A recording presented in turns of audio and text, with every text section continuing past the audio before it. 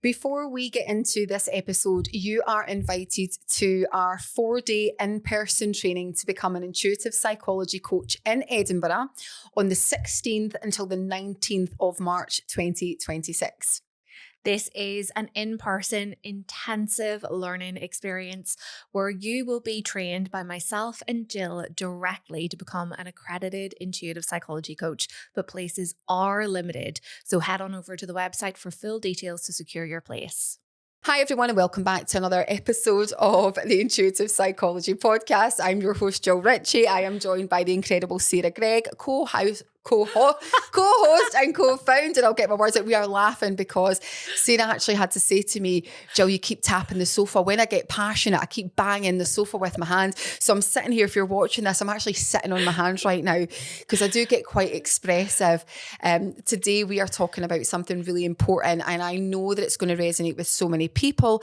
It might also rub a few people, but please bear with us because it is deeply important.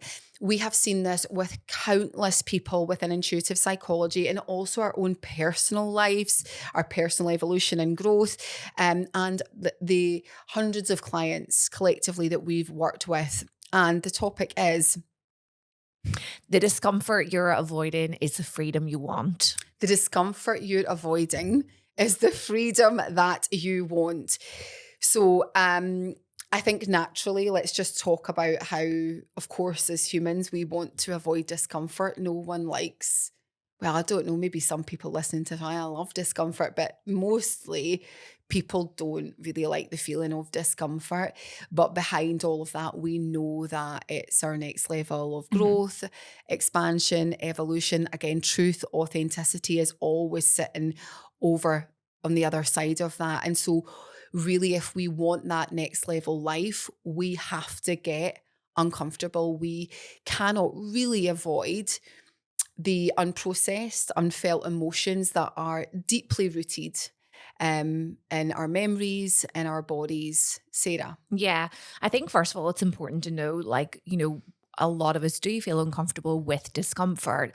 However, that's part of our programming and our social conditioning. We have been taught to link negative emotions with a sense of failure, or we're doing bad, or something isn't right or working. So remember, your body actually is a huge intelligence system that it knows how to operate, but it's limited by the conditioning and the protective mechanisms that stop that intelligence from working. So it's important to remember feeling negative emotions is actually a very natural thing to do. Yeah. To know, whenever you look at a child, for example, where the conditioning hasn't really taken hold, the child will cry, scream, have a tantrum, throw out. So this is your body remembering how to use its intelligence. However, what your conditioning will tell you is, oh my goodness, I feel shame, I feel anger, I feel hurt. We observe within our work that a lot of individuals, especially females, struggle with anger in particular. They feel a lot of shame around feeling anger. They struggle to name that emotion and will say oh, I'm just frustrated. I feel like I'm just frustrated or a bit annoyed, but it's normally actually a deep, almost primal anger. And again, this isn't the individual necessarily. This is the social conditioning about what we have been taught that anger, sadness, shame, guilt means.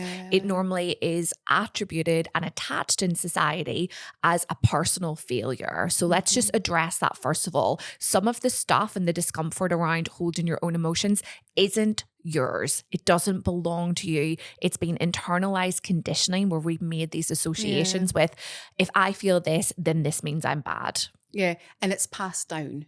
So generationally, if you think of our parents and, I think about my mum and actually her mum, that whole term, children should be seen and not heard. We learned very early to be the good girl or not to kick off or not to feel those emotions. Now, I don't know if anyone listening to this has read the book by Peter Levine. It's absolutely incredible, and he talks so much about how we suppress our emotions. And actually, if you look at animals, if you think of a dog or an animal in the wild, if it has felt fear or something in its body, it will have a shake. Like Ziggy, I've got a dog, Ziggy. It did it this morning. Poor Ziggy. I put him out to do a wee this morning, didn't I? And I forgot about him. Like literally he was out there for 10 minutes. But he obviously was sitting at the door and I brought him in and then he had this big shake. And obviously he felt this like emotion in his body. And dogs do it all the time. They have a shake. We are the only species really that don't really release those emotions because again, it's going back to Sarah's point about the social conditioning. Everything has a label. Anger is bad. Sadness is weak. We can all think about it, insert the word, right? But when we are not allowing ourselves to feel it, where is that going? Well, it's actually been stored in the body. And so many people will feel this, right? So I know for me, when I've suppressed emotions, I've seen it as a strength. Like if I've been able to hold in my tears about something or I've not cried about a situation because it's like toughen up. And I even remember like my kids are like still young, 11 and 14 right now. But prior to me doing this work, Sarah, when I was actually, you know, if one of them fell over and maybe they were oh, come on, up you get, you're all right. And I cringe now when I think about that. But that was the way I learned. And a lot of it is learned behavior. I mean, if you're falling and skinning your knee and your knees burst open, of course you're allowed to cry about that. Yeah. But we're taught, be brave, because not crying is associated with strength and bravery. But what's happening to our bodies, Sarah, when all of that is getting stuck in the body, right? Yeah. And when it is stuck in the body, it's contained and it shows up physically. So for example, maybe there's like a real tightness in your jaw, tightness in kind of like shoulders, maybe there's kind of like stomach ache, like inflammation, because Mm. the emotions are trapped in the body. And a big bit of intuitive psychology is working with that somatic intuition. And what I mean by that is your ability for your intuition to work on a somatic level. So, it works with on a conscious level, but it also works on a somatic level where you can feel those parts of your body, when you can start to bring awareness to where, things are kind of trapped and things are distorted. And what we observe consistently is when someone can work in a very safe, evidence-informed way to activate that somatic intuition, to go to that part that is storing that emotion and to release it, on the other side of that is freedom. It isn't a weakness. It is a strength. It is not a sign that you're going backwards. It's actually a sign of a client's and an individual's progression and growth, because where you're at is like you are holding a stage and a level in your consciousness where the self now feels safe to release emotions that it couldn't handle or hold before. Remember, the self is always protecting itself. It's an incredible, intelligent, organizing system, and that's what intuition works with.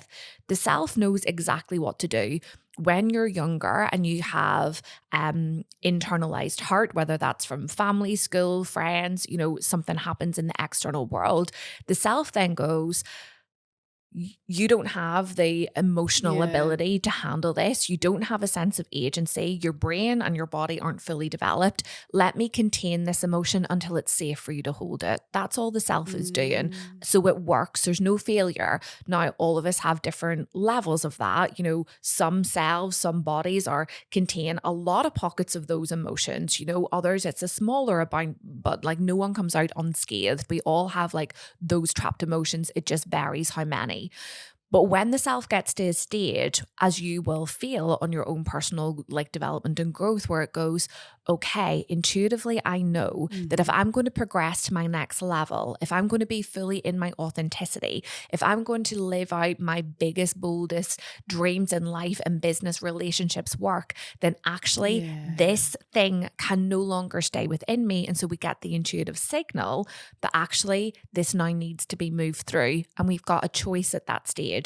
You can fight against it and try to contain it, which creates a pressurized system in the body, or you can learn how to discharge that emotion. And it's wholeness. It's the whole part of you. Like we don't get to say, well, okay, I'm just going to always feel positive and happy. That's not real life. And if we're living at that impossible standard, then it's so challenging for you and for others around you to really Just to have that deeper, richer connection and for you to feel the full spectrum of life and all the beauty that it gives us. Um, let's talk about before, because we're going to give you a little practical exercise again that you can try and do for yourself. And as always, before we go into it, we always say go with caution in this one Yeah. because, it can bring up emotions. For us, we're super comfortable with this now. We've been doing this a long time. But for you, this might feel big. And so make sure that you have space, that you have maybe done some breathing exercises to really get into your body, to regulate your nervous system. Um, but what might surprise you about this exercise is that it isn't a long, drawn out process. I think there's a real fear, Sarah, of going into pain, you know, emotional pain in the body and actually sitting with that because it's like, well, if I go there, will I ever come out of it? What Mhm. if I cannot come out of that state of sadness or grief or pain? And then I get really depressed and then I'm in a really low place. Um, and I think this is why we're saying, be cautious and use your own sort of Yeah, please use your agency. own judgment. Hmm. We're obviously recording this. We're not with you. We don't understand your history or your background. So, please kind of like use your own agency and discretion. For example, if you know that you have big T trauma that you're Hmm. dealing with, perhaps this isn't the exercise for you to do like right now in real time. It may be that you need to go to like one of our accredited coaches to hold the space for you. So again, just use your own discretion and tune into what feels right for you. In fact, sometimes we've done this ourselves and we encourage individuals to do it when they're working with intuitive psychology is like close down your eyes and say like, is this the time? Am I ready for it? Hmm. And your body will tell you. And sometimes it's a no. It's Yeah. a no, this isn't the right time for Yeah. me. And you want to listen to that rather than force. Again, somatic intuition really, really knows the way. Hmm. So don't force this from a place of ego. When the emotion is there and it's ready to be felt, you will know. And if Hmm. it's not, it's not. But again, just Yeah. please use your own personal I love that. I discretion. love that. And it's so important to say that. And again, I think it's when there is an emotional charge there, that's when you're doing it. So maybe right now you're feeling amazing. It's not the time to do it. Yeah. But you can always come back to this and try it if there is an emotional charge present for you, even if it's quite small, but it's something that's maybe a bit persistent. It Yeah. comes up frequently. So let's just give an example of that because it can sound a little bit abstract, I guess. Like, how do I know if emotional charge is kind of like active for me? So let's kind of give some common examples that we observe in our work at intuitive psychology. And indeed, I can, Hmm. directly observe Hmm. in my own life. So when an emotional charge is active for me, it will often translate, understandably, into my external world. So my patience is going to be lower, especially if a bit of anger is present. I'm going to have low Hmm. patience levels. My threshold it is low for annoyances. I bang things about the house. Like I vent frustration a lot. I can feel it in my body. So my jaw is kind of tight and tense. My stomach holds itself a little bit tighter. And I fight with my anger because anger for me, because of conditioning, and for many of us is like it's an ugly emotion. I think is how many people kind of label it. Like I shouldn't be angry. Mm. That makes me a bad person. So I can like wrestle with that a little bit. So if it's active, it's a feeling. It's like hard Yeah. sometimes to put it into words, but you might kind of feel like, oh, I just feel a bit. "Ugh." Yeah, I feel frustrated. Yeah. I feel frustrated or I feel sad, whatever that is. And do you know the key thing here again, Sarah, is it's not to make meaning out of it. What happens is when we avoid it, we start to make meaning because the mind wants to make meaning out of why you feel like that. Oh, he did this, she did that, he's doing this on purpose, blah, blah, blah. This person said this on social media, or this person's directed this email at me, and I know that that's about me. Because of course the mind wants to problem solve. It's like, well, you're feeling like this. We need to find the reason for that before you go on spiral, because that's what happens a lot, right? And we see it a lot in IPA. It starts to spiral and tries to make meaning out of it. We want to cut it in its tracks, right? We want to go, okay, I feel it. We label it. Okay. Frustration, anger, sadness, fear, whatever that is, we're going to take a moment. Again, I've said this before, but just take a moment to reorient around the room. Just notice your space that you're in. Name the sort of window, door, chair, sofa, whatever that is. Again, if you need longer, do some nervous system regulation. There's lots of things on YouTube. You can do some breathing exercises and then come into your body. But if you feel that you're in that space right now, you want to drop in and you want to feel where that is in your body. Okay, I feel anger. Okay, so breathing, closing down our eyes. Again, when we close down our eyes, it's where we see most. Okay, we come into our own inner world. Where is anger in the body? Okay, it's in my stomach. And we invite you just to breathe, go to anger. So imagine that you're going with it, you're sitting with it, you're being with it. You're not in a long story about why you feel angry. You're just being with the emotion. And you're creating space and presence for anger. As you breathe. And just allow anger to be fully present. You might actually feel like you want to clench your fist. You might feel really tense in your body. You might want to grab a pillow. You might want to scream into that pillow. You might just really allow, again, on a somatic level, allow your body to give you what you need. You might want to jump up and down and stamp your feet and have an adult tantrum. And the key here is just to allow what needs to move through. Now, the emotional charge is usually there for around 90 seconds. Okay, it's not usually any more than that. And normally what happens when it gets to around the sort of 75 to 90 seconds mark, it starts to dissipate. It starts to really just lose its charge. And then you breathe and just allow the next emotion to come through. So what comes after anger? It maybe is a little bit of sadness. Okay, now there's no story here. There's no narrative. You just go to sadness and you use your breath and you create space for sadness to be present. Use the breath, create space for it to be present, and breathe. How does sadness need to present itself as you hold presence and space for it right now? Maybe it's tears. Maybe you want to wrap your arms around yourself and really hold yourself. Loosen your jaw and just feel for 90 seconds, again, 75 to 90 seconds, just allow it to be present. Just allow it to come forward, to move, and then allow it to slowly dissipate. Again, never normally more than 75 to 90 seconds. And then breathe and allow any other emotion. Is there any other emotion there? Just take a moment.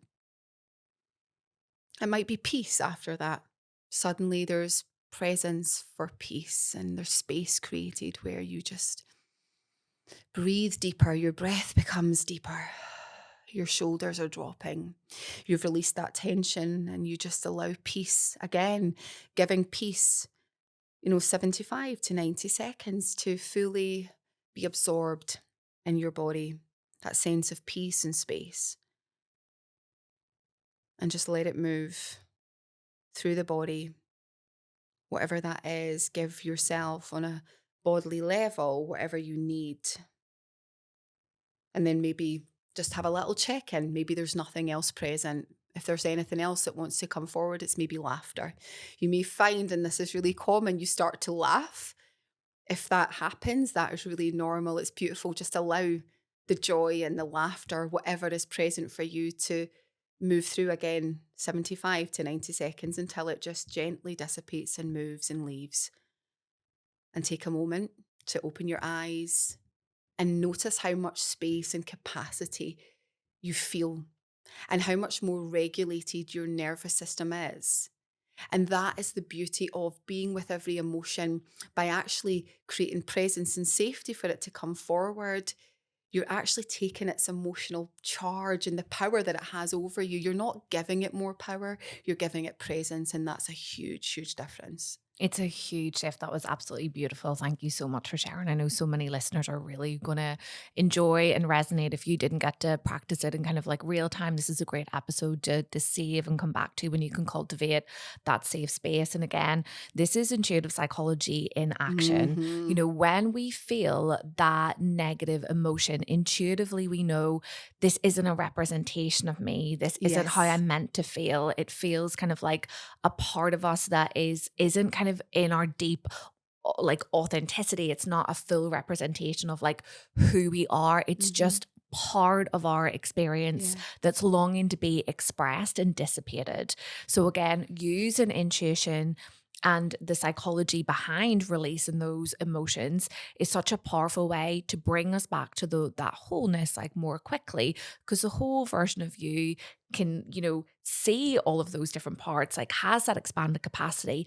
But we're a multitude and Yeah. nothing is constant. It's an ever-changing kind of like sea of emotions, but we have a choice. Either we kind of like, I often like imagine it like a fizzy bottle of Coke, do you know, and you shake it and you shake it and you shake it.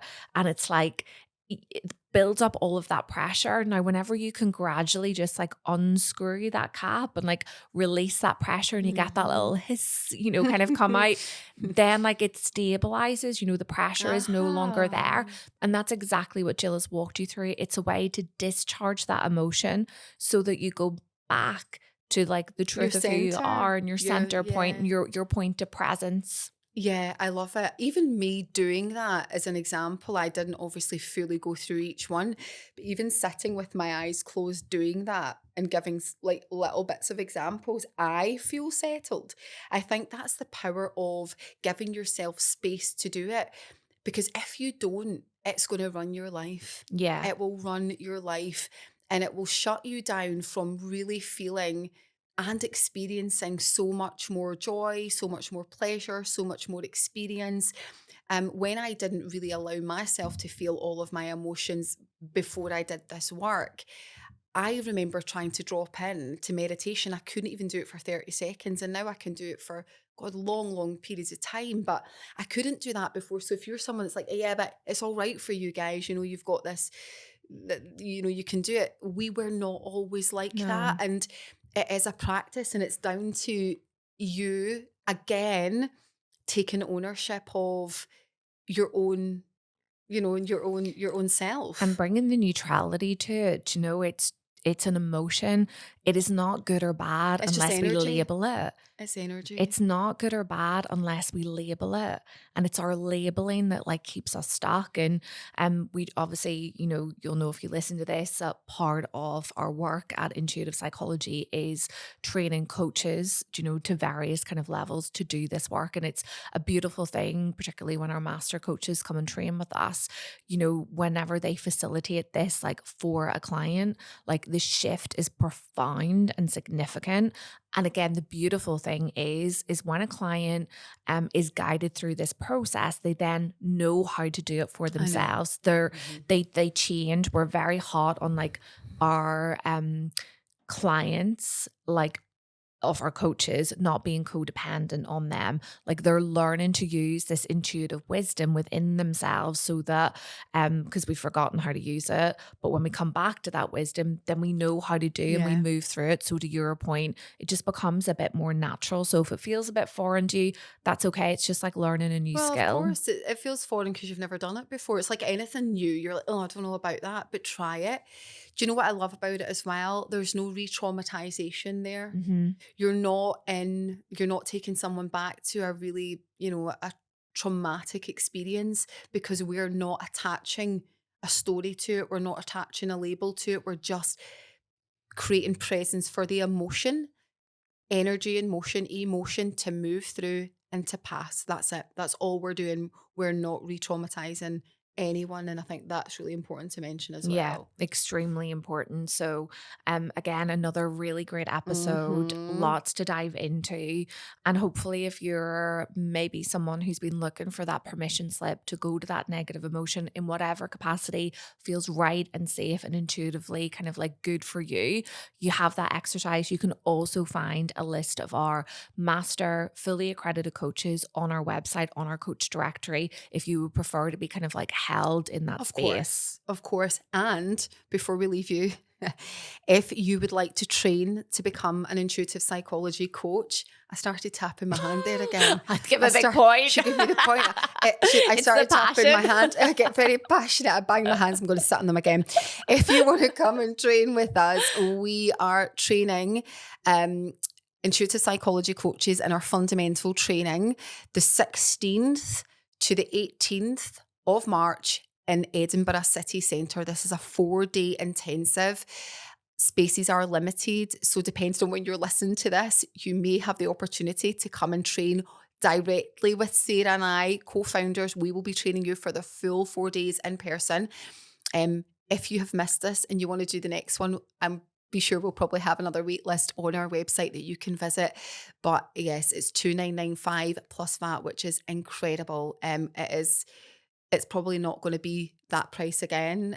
So please take this opportunity to join us for the first one and become an accredited intuitive psychology coach.